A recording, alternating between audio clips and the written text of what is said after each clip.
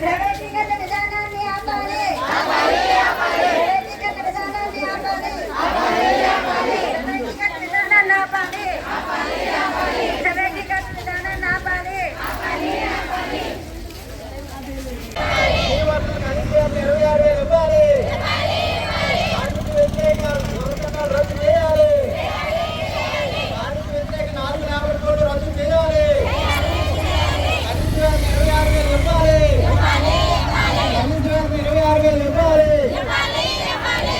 కార్మిక వ్యతిరేక 4 లేబర్ కోడ్లు రద్దు చేయాలి.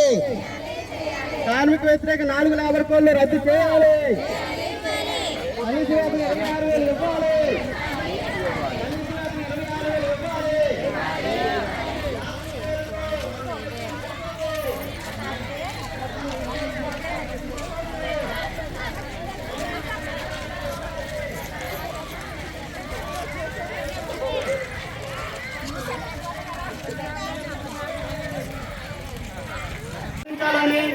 స్కీమ్ వర్కర్లందరికీ కనీస వేతనం 26,000 అమలు చేయాలని చెప్పి దేశవ్యాప్తంగా సమ్మె జరుగుతా ఉంది.